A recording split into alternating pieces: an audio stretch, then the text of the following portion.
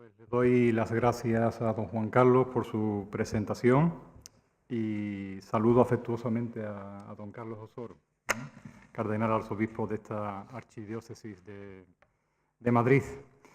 Y quiero empezar pues dando las gracias a don Gerardo del Pozo Abejón, anterior decano de la Facultad de Teología, por su confianza y por haberme invitado a pronunciar esta conferencia. Ya que aunque en varias ocasiones le señalé que yo no era especialista en esta materia, él me reiteró su deseo de que yo la pronunciase. Fue el culpable de meterme en este lío. Saludo también al actual decano de la Facultad de Teología, don Gabriel Ricci Alberti, agradeciéndole su servicio a nuestro Instituto Superior de Ciencias Religiosas San Isidoro y San Leandro. Con el título La evangelización ante la religiosidad popular, la perspectiva del Papa Francisco, esta conferencia la desarrollaré en tres partes claramente diferenciadas, que irán de lo local a lo universal. Estas tres partes son, primera, a nivel de la Iglesia de Sevilla; segunda, a nivel de la Iglesia de Andalucía; y tercera, a nivel de la Iglesia universal. Esta partición o distribución nos permitirá ir desarrollando de manera paulatina esta cuestión tan específica, de tal modo que cada una de estas partes nos servirá de presentación, de desarrollo y de conclusiones respectivamente.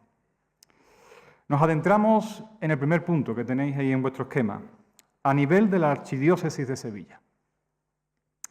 Estoy convencido de que una de las razones que animó a don Gerardo del Pozo a que yo viniera a pronunciar esta conferencia es sin duda alguna porque soy de Sevilla, donde la religiosidad popular tiene una presencia muy importante, siendo muy significativo el peso que poseen, de una manera concreta, las hermandades y cofradías. Tanto, y eso lo puede corroborar el propio cardenal don Carlos Amigo, que la Iglesia de Sevilla, hoy por hoy, no se puede entender sin esta realidad. Para que ustedes comprendan la importancia que tiene en la Iglesia hispalense la religiosidad popular y más concretamente las hermandades y cofradías, quiero partir de una experiencia personal, de un hermano y compañero sacerdote. Este compañero sacerdote es profesor del Instituto Superior de Ciencias Religiosas. Y un día, en el descanso de su clase, coincidimos en la secretaría y allí comenzamos a hablar.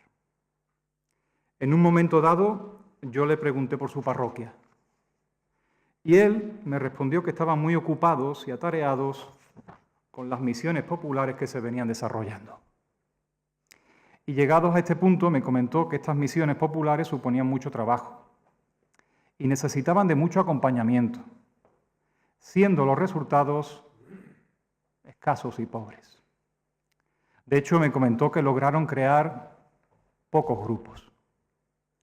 Y sin darme tiempo a decir nada, inmediatamente me dijo que, por el contrario, la hermandad de su parroquia, en cualquier convocatoria que realiza, es capaz de congregar a más de 200 personas.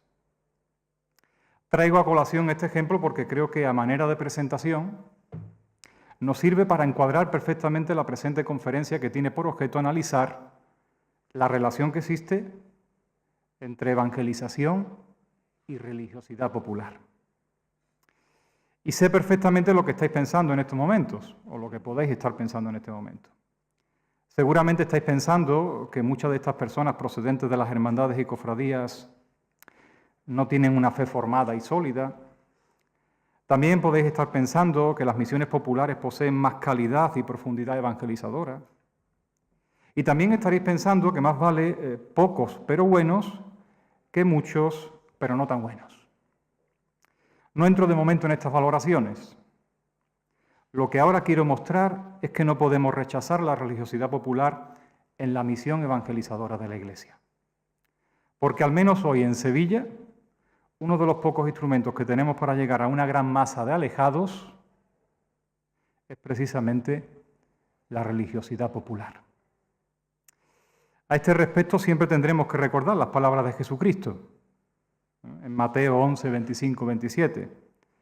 Te doy gracias, Padre, porque estas cosas no se las ha revelado a los sabios ni entendidos, sino a la gente sencilla. Jesucristo resalta de un modo continuo y constante la fe sencilla del pueblo frente a la fe, por ejemplo, de los dirigentes.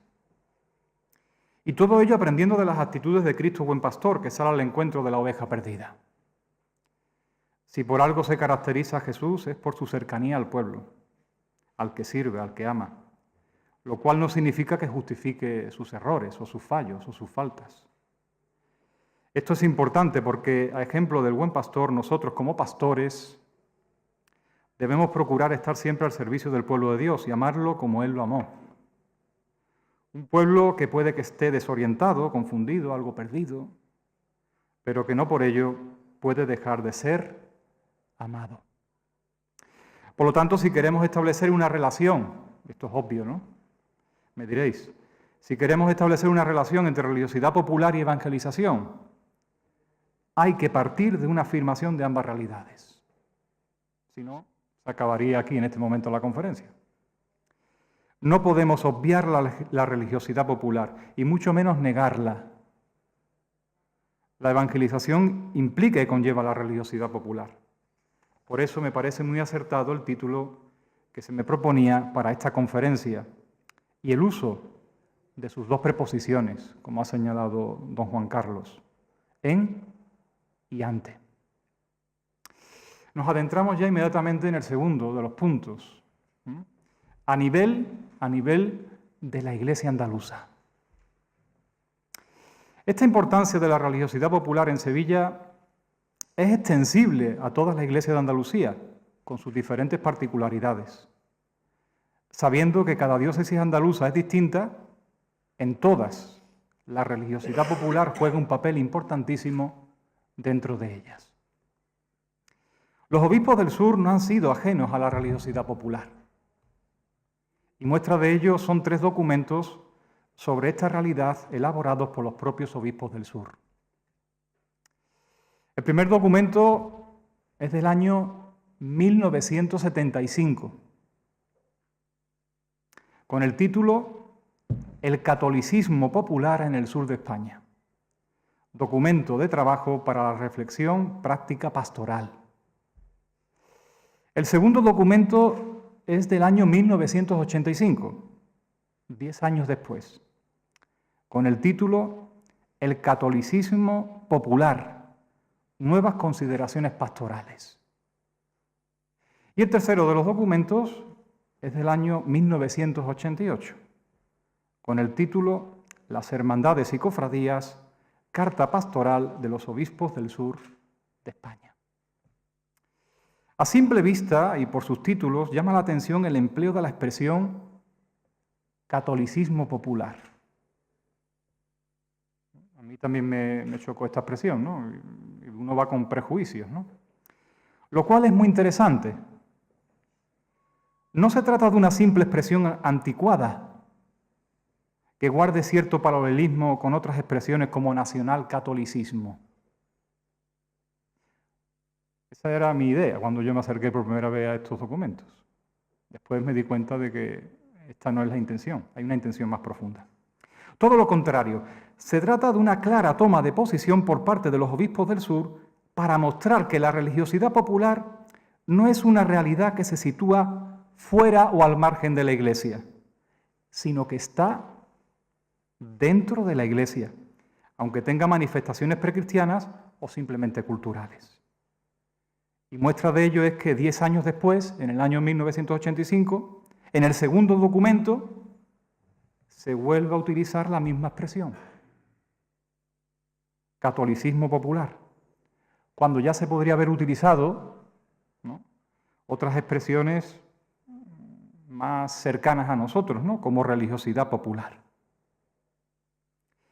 Y desde aquí no deja de ser interesante que el último documento se dedique de manera específica a las hermandades y cofradías, lo que denota y pone de manifiesto que dentro de la religiosidad popular estas ocupan un lugar muy importante y privilegiado. En Andalucía, hablar de religiosidad popular es hablar prácticamente, no únicamente, porque las hermandades y cofradías no agotan la religiosidad popular, ¿no? Pero en Andalucía, hablar de religiosidad popular es hablar prácticamente de sus hermandades y cofradías. Así pues, a la luz de estos documentos emergen las siguientes preguntas. A mí, por lo menos, me suscitaron las siguientes preguntas. ¿Qué diferencias existen entre ellos? ¿Qué elementos y afirmaciones son comunes en los tres? ¿Hay una evolución en la comprensión de los obispos del sur hacia la religiosidad popular? Pues vamos a analizar brevemente cada uno de estos documentos. Nos adentramos en el primero, en el del año 1975, el catolicismo popular en el sur de España, documento de trabajo para la reflexión práctica pastoral. Muy interesante, a mi entender, es el primero de estos tres documentos, que se redacta al abrigo de la tercera Asamblea General del Sínodo de los Obispos dedicado a la evangelización, convocada por el Papa Pablo VI y celebrada en el año 1974, donde, como en la propia exhortación apostólica Evangelii Nunciandi, se nos dice, los padres sinodales trataron esta realidad en profundidad, con un realismo pastoral y un celo admirable. Tras un estudio de este primer documento, yo destacaría cómo los obispos del sur se aproximan a la religiosidad popular de una manera positiva, optimista, al señalar, 1, que la religiosidad popular es parte del ser eclesial. Fijaos, que la Iglesia no puede dar de lado la religiosidad popular, convirtiendo a la Iglesia en un minoritario resto puro y selecto en medio de la masa. La tentación del gnosticismo, ¿no? La Iglesia gnóstica. Que en nuestra religiosidad popular aparece ante todo la presencia básica y decisiva de elementos de verdadera fe cristiana. Y 4, que la religiosidad popular recoge los valores fundamentales de la vida humana. Y esto es muy importante, pues aunque también en la religiosidad popular hay mucho que purificar, como manifestaciones precristianas, costumbres morales alejadas del cristianismo, o cierto reduccionismo de tipo legalista, espiritualista y localista, que identifica a los religiosos con el patriotismo, el hecho de que se parta de una mirada positiva de la misma exige un necesario respeto al pueblo a la hora de asumir su religiosidad. Fijaos qué palabras tan actuales y modernas de los obispos del sur. Dicen así en este documento. La renovación evangélica y las reformas litúrgicas, catequéticas, pastorales, etc., deben abstenerse de imponer al pueblo formas prefabricadas por círculos minoritarios según sus esquemas teóricos. Han de esforzarse por responder a las exigencias religiosas populares, conectadas a la vez con la realidad del misterio que se les comunica y con su vida real. Es así como el pueblo tendrá libertad religiosa para hacer brotar nuevas formas de expresión auténticamente evangélicas y eclesiales, tanto como populares. Por todo ello, este documento llama a la Iglesia a no tomar ante la religiosidad popular ni posturas abandonistas o destructivas, ni posturas tampoco conformistas o inmovilistas, sino una postura renovadora y constructiva. Son palabras propias de los obispos del sur. Donde la religiosidad popular no es un simple objeto pasivo de la evangelización, sino también activo. A este respecto, el documento se revela profundamente actual, cuando afirma que la religiosidad popular juega un papel fundamental en la evangelización de los más alejados. Dicen de nuevo los obispos del sur, palabras textuales. El catolicismo popular se sitúa como zona intermedia entre los grupos, movimientos y sectores más cultivados, activos y comprometidos de un lado, y por otro, la vasta zona de las masas alejadas o indiferentes, y de los sectores francamente separados y hasta enfrentados con la Iglesia. Por eso, escuchar a lo mejor la expresión catolicismo popular nos puede llevar a un error. Pensar que este documento es un documento antiguo, trasnochado, cuando uno lo lee se da cuenta de su profunda actualidad, que veremos conecta perfectamente con el magisterio del Papa Francisco. El segundo documento, el catolicismo popular, nuevas consideraciones pastorales, 10 años después, 1985. El hecho de que se conserve la expresión catolicismo popular nos está indicando que este documento se publica en entera y total continuidad con el anterior. Si bien también señala que después de 10 años se hace necesaria una revisión, ya que la religiosidad popular es una realidad viva y han aparecido nuevas circunstancias y realidades a las que hacen falta dar una respuesta, evidentemente. Así pues, ¿dónde está la novedad de este segundo documento? En primer lugar, a nivel cuantitativo. Llama la atención que si en el documento anterior no se menciona en ningún momento las hermandades y cofradías, algo que me parece totalmente acertado, pues está analizando la religiosidad popular en general y no una de sus partes, en el presente documento, sin embargo, va emergiendo tímidamente, subrayo, la mención a las hermandades y cofradías, siendo citada tan solo en 4 ocasiones.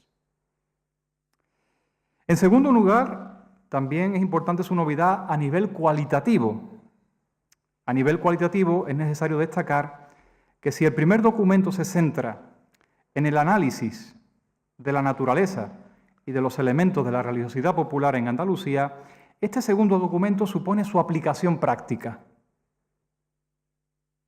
Efectivamente, el primer documento se detiene más en una observación y descripción de la religiosidad popular, lo que provoca que sean escasas las propuestas pastorales que ofrece. En cambio, este segundo documento, desde la experiencia adquirida después de 10 años y partiendo de un nuevo contexto de la religiosidad popular, ofrecerá y estará también en mejores condiciones para ofrecer pautas pastorales mucho más concretas y desarrolladas que en el primero. Lo dicen los propios obispos del sur. Dicen así: queremos brindar finalmente, como resumen de las reflexiones anteriores, un elenco de orientaciones e iniciativas prácticas de tipo pastoral.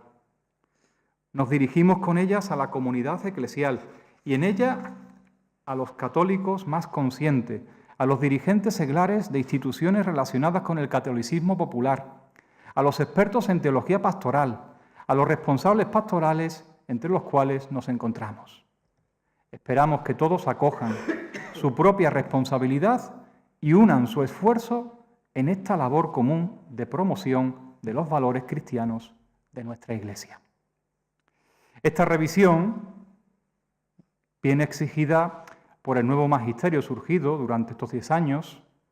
También es muy importante la visita apostólica del Papa San Juan Pablo II a España en el año 1982, así como también las reflexiones y orientaciones ofrecidas por la Conferencia Episcopal Española.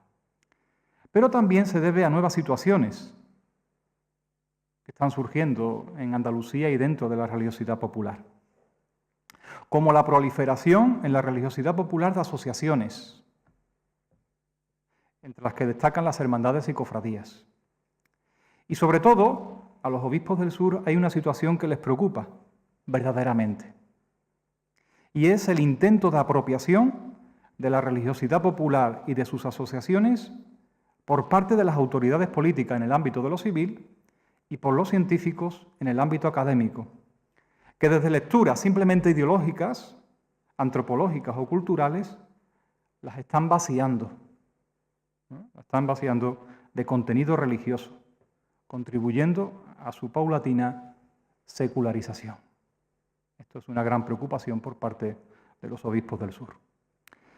No obstante, no todo el peligro viene de fuera, ¿no? Sino que dentro de la religiosidad popular hay expresiones de fe que la impurifican y la alejan de Dios, del Dios verdadero y del Evangelio de Cristo.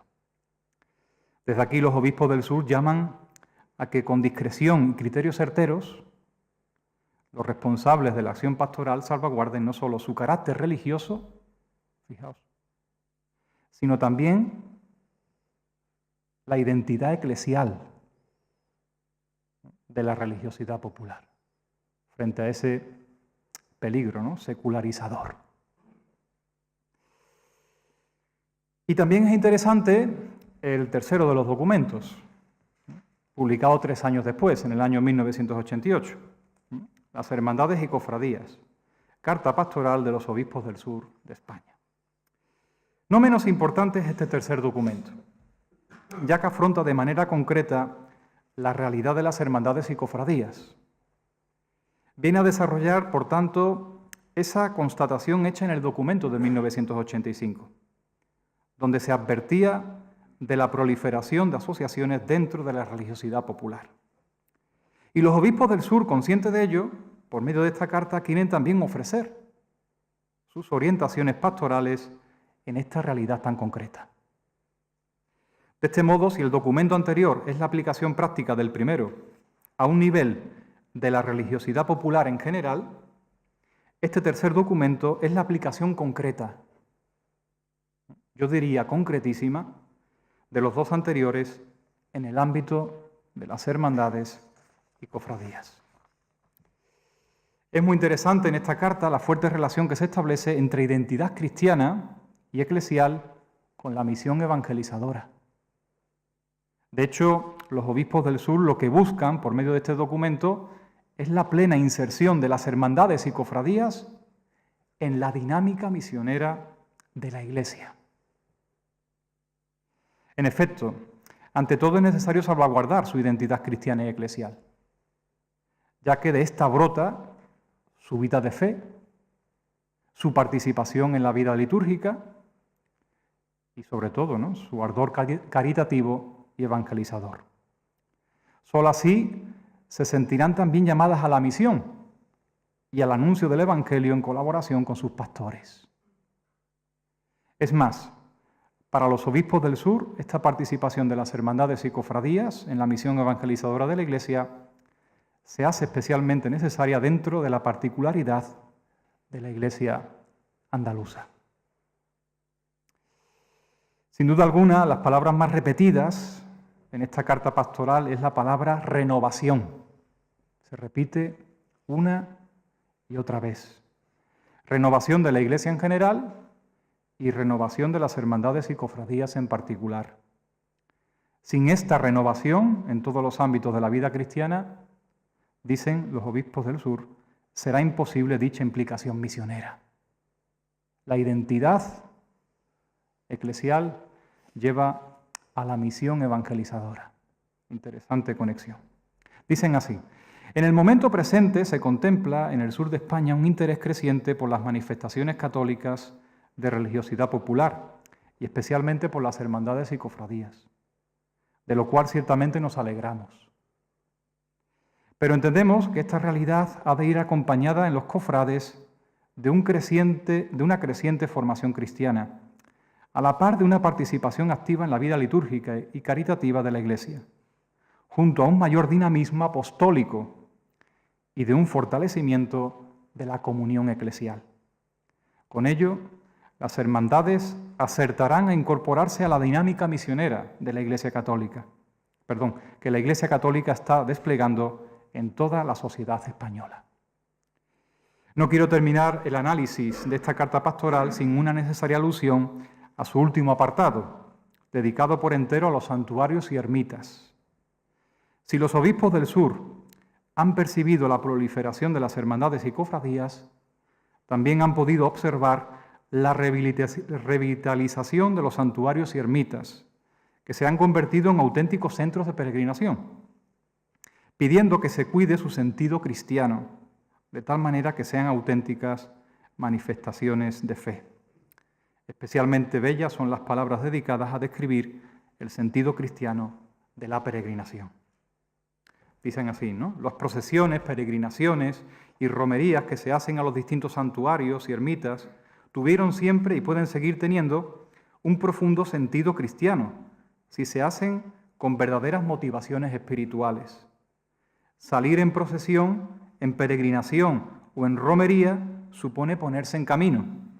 El camino es una experiencia espiritual, es una apertura a lo nuevo, a lo desconocido, es desinstalarse, es el abandono de todo lo que tengo para encontrar al que valoro más que todo lo dejado.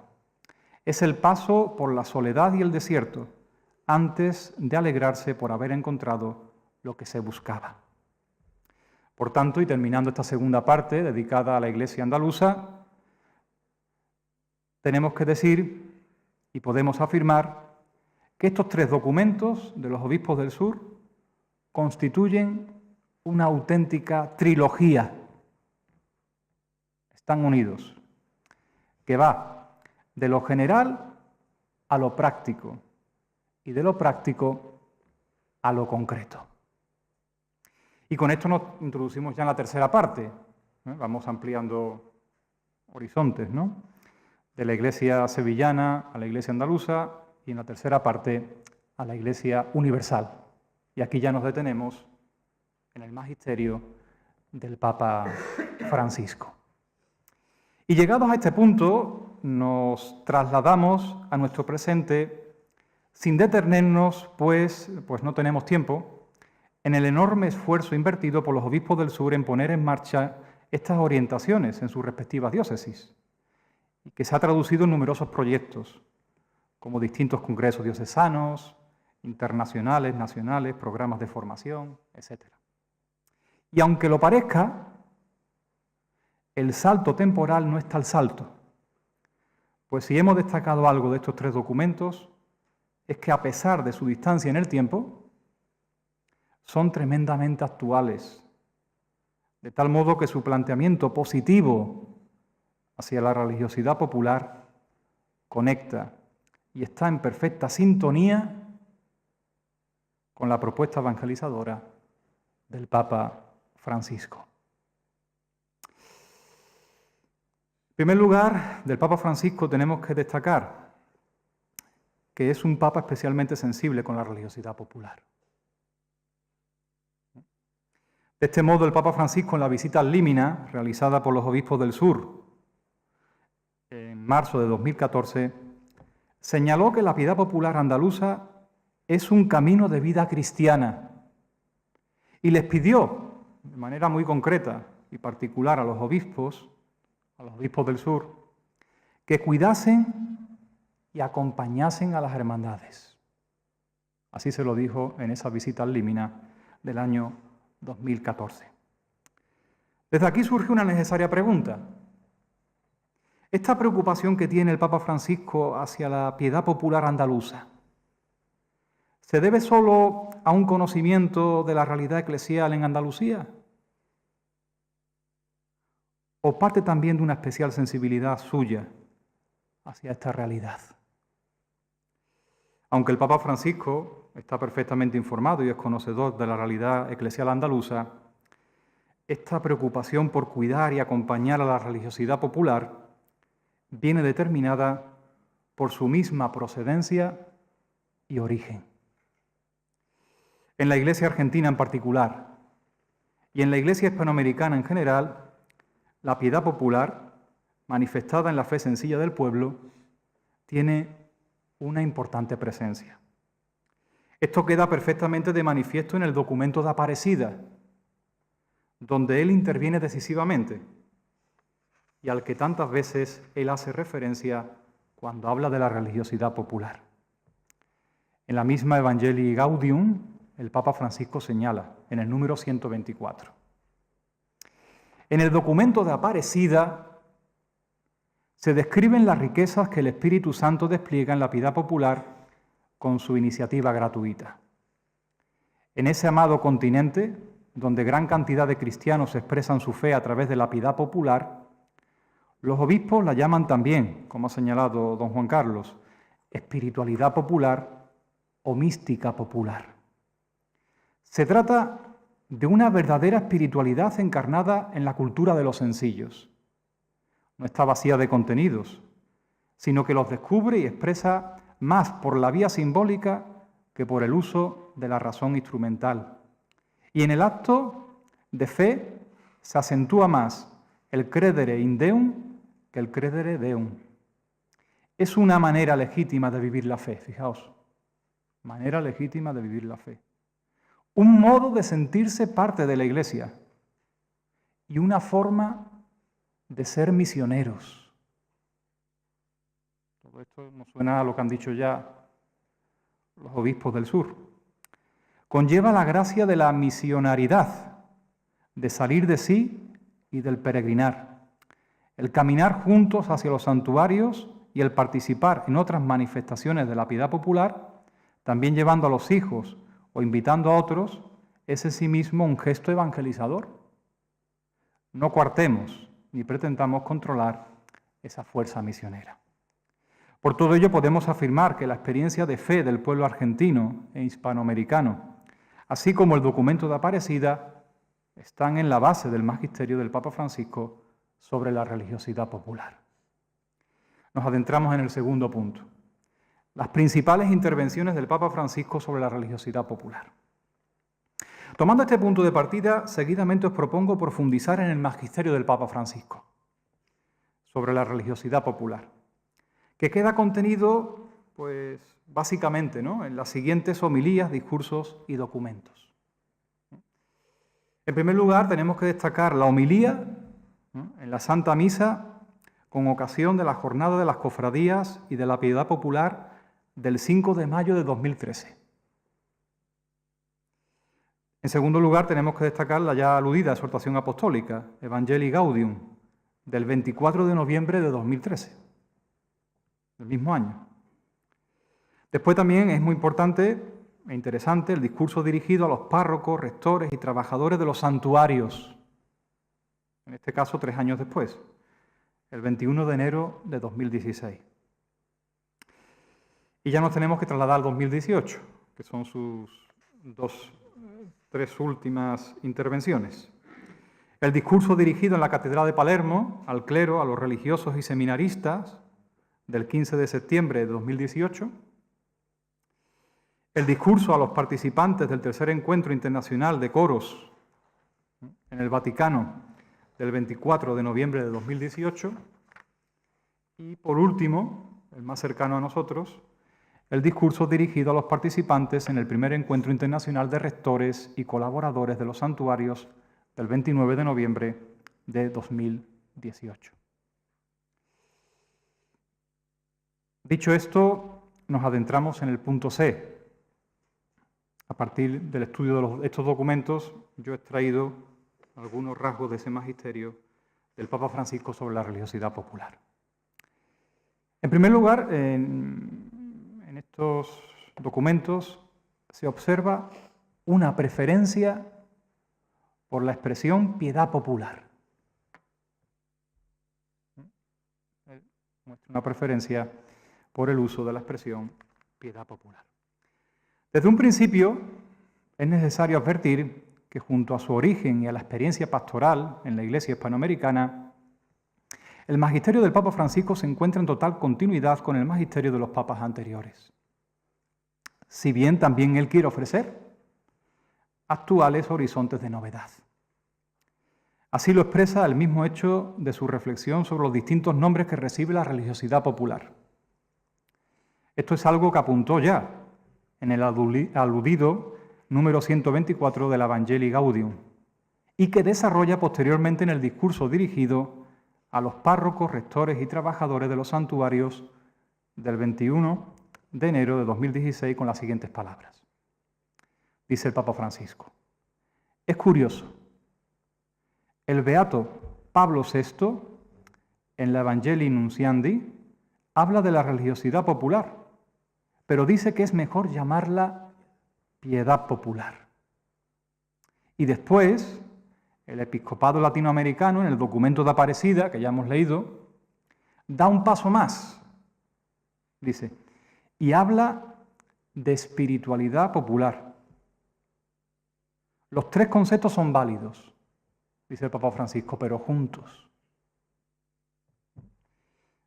Religiosidad popular, piedad popular, espiritualidad popular, incluso podemos añadir el término de mística popular. Aún así, podemos decir que el Papa Francisco tiene también su preferencia, y aunque no desecha, como hemos visto, el término religiosidad popular, en sus escritos hay una preferencia por el uso del término piedad popular o espiritualidad popular. Algo que está en plena consonancia con el magisterio que desarrolla, ya que son términos más cálidos e incluyentes que muestran cómo la religiosidad popular es una verdadera espiritualidad y experiencia de fe. Es una forma legítima y completa de vivir la fe, un modo de sentirse parte de la Iglesia y una forma de ser misioneros frente a un término como el de religiosidad popular más abierto, que deja menos clara su identidad cristiana y pertenencia eclesial, pudiendo entenderla como una experiencia religiosa común con otras religiones, reduciéndola, como decía también don Juan Carlos, a una búsqueda natural de Dios. El término piedad es más incluyente. Cuarto, eclesialidad de la religiosidad popular.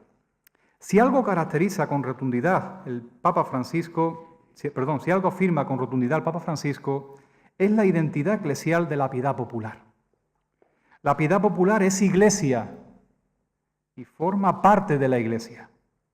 Por lo tanto, no caben posturas de rechazo hacia ella. El ejemplo a seguir es el de Cristo buen pastor. Con estas palabras tan bellas lo expresa el Evangelii Gaudium en el número 125. Dice así: para entender esta realidad hace falta acercarse a ella con la mirada del buen pastor, que no busca juzgar, sino amar. Solo desde la connaturalidad afectiva que da el amor podemos apreciar la vida teologal presente en la piedad de los pueblos cristianos, especialmente en sus pobres. Pienso en la fe firme de esas madres al pie del lecho del hijo enfermo, que se aferran a un rosario, aunque no sepan hilvanar las proposiciones del credo. O en tanta carga de esperanza derramada en una vela que se enciende en un humilde hogar para pedir ayuda a María, o en esas miradas de amor entrañable al Cristo crucificado. Quien ama al santo pueblo fiel de Dios no puede ver estas acciones solo como una búsqueda natural de la divinidad. Son la manifestación de una vida teologal, animada por la acción del Espíritu que ha sido derramado en nuestros corazones. Frente al rechazo, la actitud que prefiere el Papa Francisco es la acogida. Acoge. A este respecto es muy interesante las palabras que el Papa pronuncia en el discurso dirigido a los párrocos, rectores y trabajadores de los santuarios del 21 de enero de 2016. Dice así: el peregrino que llega al santuario a menudo está cansado, hambriento y sediento. Y muchas veces esta condición física afecta también al interior. Por eso, esta persona necesita ser acogida, tanto en el plano material como en el plano espiritual. Es importante que el peregrino que cruza el umbral del santuario se sienta tratado más que como un huésped, como un familiar. Debe sentirse en su casa, esperado, amado y mirado con ojos de misericordia. Sea quien sea, joven, anciano, rico o pobre, enfermo y probado o turista curioso, puede encontrar la acogida requerida, porque en cada uno está el corazón que busca a Dios, a veces sin darse cuenta plenamente.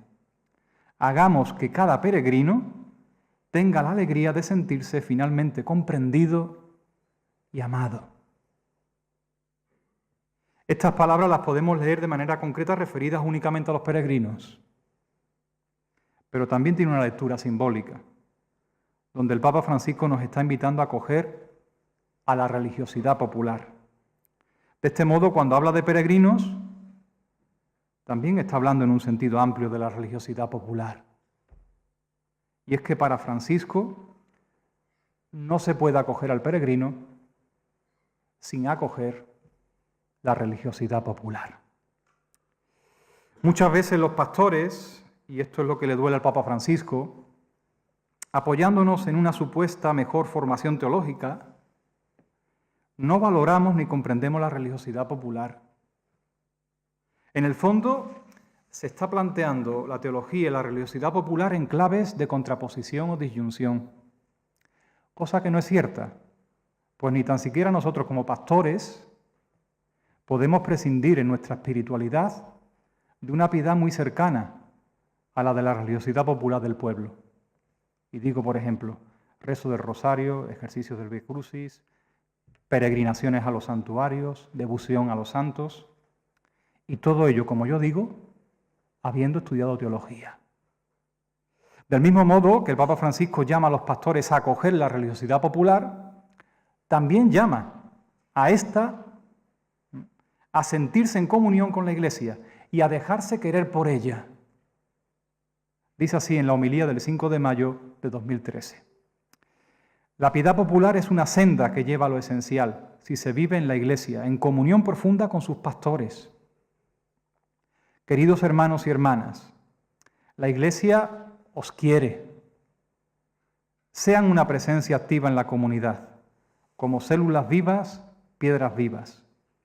Los obispos latinoamericanos han dicho que la piedad popular, de la que ustedes son una expresión, es una manera legítima de vivir la fe, un modo de sentirse parte de la Iglesia. Déjese guiar por ella. En las parroquias, en las diócesis, sean un verdadero pulmón de fe y de vida cristiana. Veo en esta plaza una gran variedad de colores y de signos. Así es la Iglesia. Una gran riqueza y variedad de expresiones en las que todo se reconduce a la unidad, al encuentro con Cristo. Esto también es muy importante, lo que señala el Papa Francisco, porque del mismo modo que puede darse que los pastores no valoren la religiosidad popular, también se puede dar una actitud de recelo de esta hacia la Iglesia y sus pastores. Muchas veces a lo mejor puede ser, ¿no?, que se vea por parte de la religiosidad popular y más concretamente de las hermandades y cofradías, ¿no?, la Iglesia y sus pastores como fiscalizadores o controladores. La comunión tiene que ser mutua y por lo tanto tiene que ir siempre en dos direcciones, si no es imposible la comunión. Misionariedad de la religiosidad popular. Si la piedad popular es Iglesia, eso es lo que ha afirmado el Papa Francisco, la piedad popular es Iglesia y forma parte de ella. También participa, por lo tanto, en su misión evangelizadora. Aquí está su perspectiva positiva hacia la religiosidad popular. Cuando hablamos de religiosidad popular siempre pensamos en sus carencias. No sale. Y por lo tanto, que es objeto pasivo de una evangelización. Ese es nuestro punto de partida. El del Papa Francisco no. Su punto de partida es bien diferente. Empieza afirmando que la religiosidad popular es una forma genuina de evangelización. Fijaos. Así lo expresa en el comienzo de su discurso en el aludido encuentro del año 2016. Dice así el Papa Francisco: os acojo cordialmente a todos, trabajadores de las peregrinaciones a los santuarios. Peregrinar a los santuarios es una de las expresiones más elocuentes de la fe del pueblo de Dios y manifiesta la piedad de generaciones de personas que con sencillez han creído y se han encomendado a la intercesión de la Virgen María y de los santos. Esta religiosidad popular, y aquí viene la afirmación, es una forma genuina de evangelización que necesita ser siempre promovida y valorada, sin minimizar su importancia. De hecho, señala el papel tan importante que está jugando la religiosidad popular en muchas iglesias locales, donde está siendo un auténtico muro de contención frente al avance, por ejemplo, de la secularización. Eso se nota mucho en el sur de España. La religiosidad popular Las hermandades y cofradías actualmente suponen un auténtico muro de contención frente a esa secularización que cada vez es más fuerte y progresiva. A este respecto, el Papa Francisco gusta usar de una expresión que toma de un obispo italiano, él lo dice. Tomo de un obispo italiano una expresión. Es la siguiente, y la repite frecuentemente en sus discursos referidos a la religiosidad popular. Dice así: la religiosidad popular es el sistema inmunitario de la Iglesia, que nos salva de muchas cosas. La religiosidad popular es el sistema inmunitario de la Iglesia que nos salva de muchas cosas. Y verdaderamente esto se siente y se experimenta en la Iglesia andaluza, donde, ya digo, la religiosidad popular y las hermandades y cofradías son un auténtico muro de contención frente a la progresiva secularización. F. La religiosidad popular, instrumento de evangelización. No solamente la religiosidad popular es una forma genuina de evangelización, sino que también es instrumento de evangelización. Hoy sería un lujo, por lo menos yo sí lo veo, que no nos podemos permitir prescindir de la religiosidad popular. Por eso, como el Papa Francisco señala, al mismo tiempo que hay que acogerla, acoge, hay también que promoverla y valorarla. Promueve, valora. Hoy en día la religiosidad popular tiene un papel insustituible en la misión evangelizadora de la Iglesia hacia los más alejados, hacia aquellos que se encuentran en las periferias. Así lo expresa el Papa Francisco en la homilía que dirige a las hermandades y cofradías del año 2013. Les dice: tienen una misión específica e importante, que es mantener viva la relación entre la fe y las culturas de los pueblos a los que pertenecen. Y lo hacen a través de la piedad popular. Cuando, por ejemplo, llevan en procesión el crucifijo con tanta veneración y tanto amor al Señor, no hacen únicamente un gesto externo. Indican la centralidad del misterio pascual del Señor, de su muerte, de su pasión y resurrección, que nos ha redimido. E indican primero a ustedes mismos y también a la comunidad que es necesario seguir a Cristo en el camino concreto de la vida para que nos transforme. Del mismo modo, cuando manifiestan la profunda devoción a la Virgen María, señalan al más alto logro de la existencia cristiana, aquella que por su fe y su obediencia a la voluntad de Dios, así como por la meditación de las palabras y las obras de Jesús, es la perfecta discípula del Señor. Esta fe que nace de la escucha de la palabra de Dios, ustedes la manifiestan en formas que incluyen los sentidos, los afectos, los símbolos de las diferentes culturas. Y haciéndolo así, ayudan a transmitirla a la gente, especialmente a los sencillos, a los que Jesús llama en el Evangelio los pequeños. Y aquí viene lo que me interesa sobre todo. Que sus iniciativas sean puentes, senderos para llevar a Cristo, para caminar con Él. La religiosidad popular, al ser puente, es instrumento de evangelización. Querámoslo o no, los elementos que definen la religiosidad popular, como su preferencia por la prevalencia del símbolo o de la imagen, la emotividad, su dimensión estética, su carácter celebrativo y folclórico, querámoslo o no, todo eso conecta más con el hombre de hoy. Mucho más que otras formas de evangelización al uso. A este respecto me parece muy interesante la propuesta del Papa Francisco cuando aún era cardenal arzobispo de Buenos Aires. Él propone, fijaos, santuarizar las parroquias. De hecho, hace poco en Sevilla ha habido un congreso y se titulaba así, ¿no? La santuarización de las parroquias. Todos hemos sido testigos de casos concretos a este respecto. En Sevilla es frecuente. Una parroquia al lado de un santuario. La parroquia vacía. El santuario lleno. El Papa Francisco, con esta expresión, lo que pretende es que las parroquias acojan lo bueno que pueden ofrecer estos santuarios o basílicas, para que también los más alejados se sientan en las parroquias pues acogidos, sientan las parroquias como casas de acogida. No solamente la religiosidad popular es instrumento de evangelización, sino que también es objeto de evangelización, las preposiciones en ante.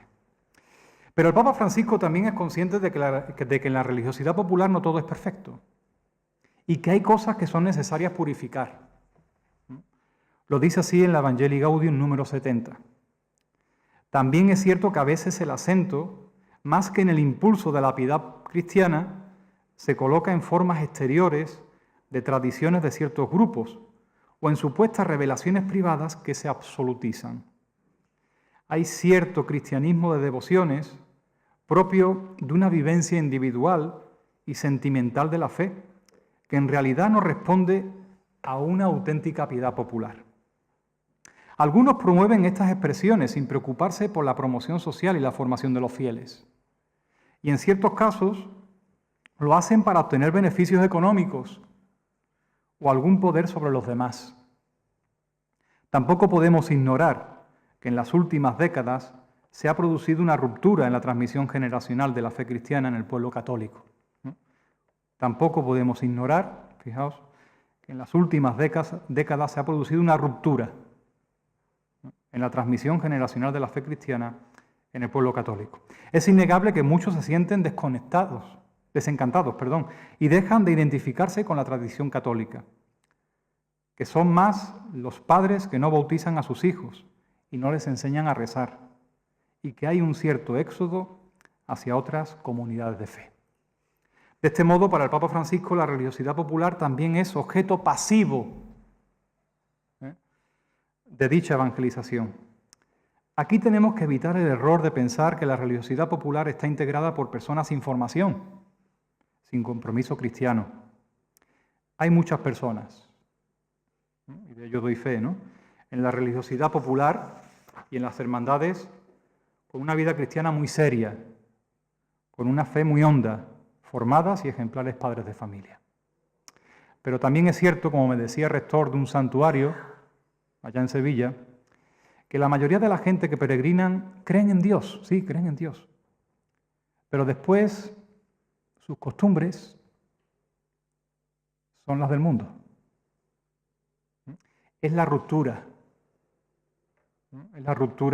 de la que habla el Papa Francisco entre fe y actuar moral. De ahí que la religiosidad popular sea al mismo tiempo objeto de evangelización, siendo muy importante para ello el respeto, la formación y el acompañamiento. Fijaos, respeta, forma y acompaña. Pues bien, prácticamente ya con esto termino, Añadir unas conclusiones simplemente. Desde aquí, como conclusión, el magisterio del Papa Francisco sobre la religiosidad popular la podemos resumir de manera sencilla y para no complicarnos mucho en los siguientes verbos. Os propongo los siguientes verbos que se pueden extraer del magisterio del Papa Francisco. Acoger, promover, valorar, respetar, formar y acompañar. Son los 6 verbos que se pueden extraer del magisterio del Papa Francisco sobre la religiosidad popular. Verbos que nosotros como pastores debemos poner en práctica. Por eso, ante la religiosidad popular, el Papa Francisco nos está diciendo a cada uno de nosotros: acoge, promueve, valora, respeta, forma y acompaña. En segundo lugar, me gustaría trasladar una pregunta al señor cardenal don Carlos Amigo, que solo él puede contestar, pienso yo. Dadas las enormes coincidencias entre los documentos de los obispos del sur y el magisterio del Papa Francisco sobre la religiosidad popular, y sabiendo también, ¿no?, los estrechos vínculos que existen entre la Iglesia hispanoamericana y la Iglesia española, a mí, viendo tantas coincidencias, ¿es posible que el Papa Francisco en algún momento haya conocido, leído, estudiado estos documentos? Yo creo que esta pregunta, el único mejor que me puede responder es el propio don Carlos Amigo. Después vendrá a ver si... Y por último, termino con unas palabras del Papa Francisco que son geniales y que nos estimularán en nuestra labor pastoral. Las pronuncia en el discurso dirigido a los participantes en el primer encuentro internacional de rectores y colaboradores de los santuarios del 29 de noviembre de 2018, hace unos meses. Fijaos lo que dice. Dice, si el pastor que está en el santuario no logra encontrarse con el pueblo de Dios, es mejor que el obispo le dé otra misión, porque no es adecuado para eso. Y él sufrirá tanto y hará sufrir al pueblo. Recuerdo, y ahora vengo a la anécdota, a un profesor de literatura, un hombre genial. Toda su vida fue jesuita. Toda su vida fue profesor de literatura de alto nivel. Después se jubiló y le pidió al provincial, me jubilo, pero me gustaría hacer algo pastoral en un barrio pobre, tener contacto con el pueblo, con la gente. Y el provincial le confía un barrio de gente muy devota, que iba a los santuarios, que tenía este espíritu, pero muy pobre, más o menos de un barrio de chabolas. Y tenía que venir una vez a la semana a la comunidad de la Facultad de Teología, donde era rector. Pasaba todo el día con nosotros, en fraternidad, y luego volvía. Así mantenía la vida de comunidad. Y como era genial, un día me dijo, tienes que decirle al profesor de eclesiología que le faltan 2 tesis. ¿Por qué? Sí, 2 tesis que debe enseñar. ¿Y cuáles son? La primera, el santo pueblo fiel de Dios es ontológicamente olímpico, es decir, hace lo que quiere. Y la segunda, es metafísicamente tedioso, es decir, aburre. Había entendido en los encuentros cómo y por qué causa el pueblo de Dios. Si estás en contacto con el pueblo de Dios, te cansarás. Un trabajador pastoral que no se cansa me deja muy perplejo.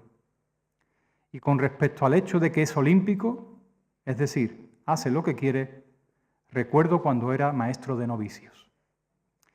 Iba todos los años, como provincial también con los novicios, al santuario de Salta, en el norte de Argentina, a la fiesta del Señor del Milagro. Al salir de la misa, yo confesaba durante la misa. Había tanta gente y una señora del pueblo se acercó a otro sacerdote con algunas estampitas. Padre, ¿me las bendice? Y ese sacerdote, un teólogo muy inteligente, le dice, pero señora, ¿ha estado en misa? Sí. ¿Y usted sabe que en la misa hay el sacrificio del Calvario, está presente Jesucristo? Sí, padrecito, sí. ¿Y sabe que todas estas cosas están más que bendecidas? Sí, padrecito. ¿Y sabe que con la bendición final se bendice todo? Sí, padrecito. Y en ese momento salió otro sacerdote y la señora dijo, Padre, ¿me las bendice? Y él las tocó y las bendijo. Ella consiguió lo que quería, que las tocase. El sentido religioso del tacto. La gente toca las imágenes, toca a Dios. Ahora comprendemos por qué el Papa Francisco es tan querido por el pueblo sencillo. Porque con profundidad teológica todo lo expresa con un lenguaje sencillo, cercano e inteligible. Muchas gracias.